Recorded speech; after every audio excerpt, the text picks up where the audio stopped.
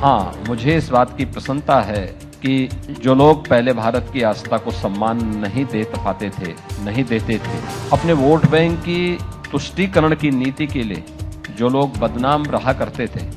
वे लोग भी अब जाकर के प्रयागराज में त्रिवेणी के महासंगम में डुबकी लगा रहे हैं। और प्रयागराज तो सबका है, आस्था सबकी है, उसको उसके अनुरूप फल मिलना चाहिए। योगी जी, मंच पर आपका स्वागत है। और आपकी भीनी भीनी जो मुस्कान है, मैं पूछना चाहती हूं, ये महाकुंभ का प्रयोजन जिस तरह से चल रहा है, ये उसके बारे में है। आपकी उपेक्षा के मुताबिक सब चल रहा है, जितने श्रद्धालु आ रहे हैं, कितना आपने सोचा था, कितना आपने प्लान किया था, मन में कभी भी कोई शंका रही थी? थोड़ा अपने मन का आज हाल बताइए। नाविका जी, मैं आपको और आपकी टाइम्स नौ भारत को की पूरी टीम को और टाइम्स नौ के जितने भी दर्शक हैं, इन सब का मैं अभिनंदन करता हूं। महाकुंभ प्रयागराज ये हमारे जीवन का एक अद्भुत क्षण है और ये हमारा सौभाग्य है कि इस पूरे आयोजन को आयोजित करने और इस आयोजन के साथ हमें जुड़ने का एक सौभाग्य प्राप्त हुआ है। आज जो कुछ भी आपको प्रयागराज में नजर आता है, व्यवस्था से संबंधित हो, सुरक्षा से संबंधित हो, ये सब देश के यशस्वी प्रधानमंत्री श्री नरेंद्र मोदी जी के विजन का परिणाम है और उन्हीं के विजन को वहां पर जमीनी धरातल पर उतार करके महाकुंभ के इस आयोजन को हम लोग प्रभावी ढंग से आगे बढ़ाने का कार्य कर रहे हैं। अब तक प्रयागराज में पिछले 15 दिनों के अंदर 16 करोड़ से अधिक श्रद्धालु स्नान किए हैं। मां गंगा, मां यमुना और मां सरस्वती की त्रिवेणी के संगम में वहां पर आस्था की पावन डुबकी लगाए हैं और मेरा अनुमान है कि यह अगले 30 दिनों तक जो आयोजन अभी वहां पर चलना है, वहां पे इतने श्रद्धालु आएंगे कि ये दुनिया की तीसरी बड़ी आबादी के रूप में होगी और ये न केवल भारत की आस्था को बल्कि भारत की परंपरा और गौरवशाली संस्कृति के दर्शन भी लोगों को वहां पर करने का अवसर प्राप्त होगा। दूसरा, उत्तर प्रदेश के पोटेंशियल को भी देश और दुनिया के सामने रखने का एक अद्भुत क्षण उत्तर प्रदेश वासियों के पास भी है, प्रयागराज वासियों के पास भी है और ये सभी मिलकर के इस आयोजन को पूरी भव्यता और दिव्यता के साथ आयोजित कर रहे हैं। मुझे पूरा विश्वास है कि 26 फरवरी 2025 को महाशिवरात्रि के दिन जब महाकुंभ प्रयागराज 2025 को विराम मिलेगा, तो एक नए भारत का, नया उत्तर प्रदेश आस्था और आधुनिकता के एक महासमागम के रूप में इस प्रयागराज कुंभ को लोग याद करेंगे। बिल्कुल, आपने इस तरह का वहां प्रदर्शन देखा है लोगों ने कि चाहे वो देश से हो या विदेश से हो, लोग आस्था से आ रहे हैं और जिस तरह का वहां अद्भुत एक मेला सा लगा हुआ है कि लोग वहां आ रहे हैं, डुबकी लगा रहे हैं और इस तरह का वहां पर दृश्य देखने को मिल रहा है। लेकिन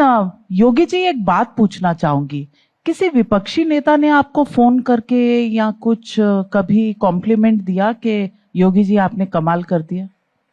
देखिए, ये सब कार्य किसी कॉम्प्लीमेंट के लिए नहीं होते हैं। ये हमारी आस्था है और एक सरकार के नाते आम जन की आस्था का सम्मान देना ये हमारा नैतिक दायित्व भी है। अपने इसी नैतिक दायित्व का निर्वहन करते हुए ये डबल इंजन की भारतीय जनता पार्टी की सरकार इन आयोजनों के साथ जुड़ी हुई है।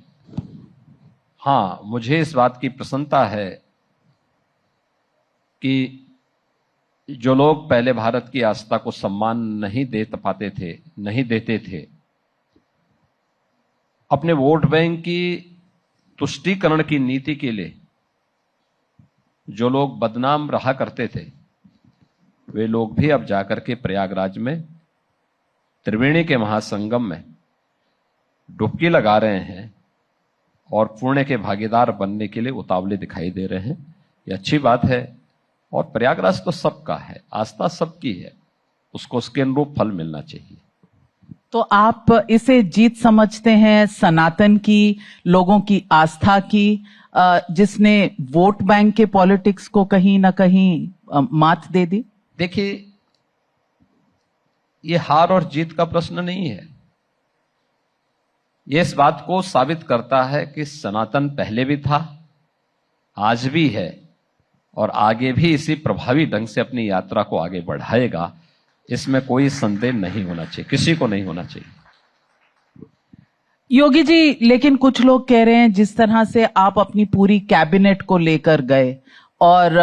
डुबकी लगाई, उन्होंने कहा ये शो ऑफ ज्यादा है और जो शब्द उन्होंने प्रयोग किए, मेरे ख्याल से मैं बोल भी नहीं सकूंगी, लेकिन उन्होंने कहा कि छपरी के डैश डैश की तरह यहां पर डुबकी लगाने आए हैं। आपको लगता है ये भाषा, ये अमर्यादित भाषा जो है, ये फिर चुनाव का कुछ प्रेशर है? देखिए, जाकी रही भावना जैसी, प्रभु मूर्ति देखी दिन तैसी। जिन्होंने कभी भारतीय आस्था को, भारत के सनातन धर्म की आस्था को कभी सम्मान नहीं दिया, उनसे अपेक्षा करना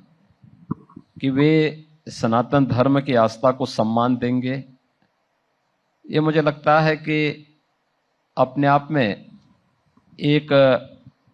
गलत गफलत होगी और इस गलत फहमी को हम लोग कभी नहीं पालते। जो कार्य उत्तर प्रदेश सरकार के कैबिनेट ने किया और मेरा पूरा मंत्री परिषद प्रयागराज में जाकर के मां गंगा, मां यमुना और मां सरस्वती की त्रिवेणी में पावन आस्था का स्नान करते हुए पुण्य का भागीदार बना और वहां के विकास योजनाओं पर चर्चा किया। कोटि कोटि श्रद्धालु जो देश और दुनिया से आ रहा है, उनके द्वारा किए जा रहे पावन आस्था के स्नान ने उन सभी लोगों को, जिनकी सनातन पे आस्था नहीं थी, जो लोग अपने तुष्टीकरण के लिए कुख्यात हुआ करते थे, उनको न केवल डुबकी लगाने के लिए मजबूर कर दिया, बल्कि उन्हें भी अपने पुरोधाओं की मूर्ति को और उसके स्टेचू को वहां पर कहीं स्थापित करने के लिए भी मजबूर होना पड़ा कि नहीं, ये भी कोई स्थल है, यहां पर भी इसका भी महत्व है, हम इसको नजरअंदाज करेंगे तो ये आस्था न जाने कितने लोगों को नजरअंदाज कर देगी।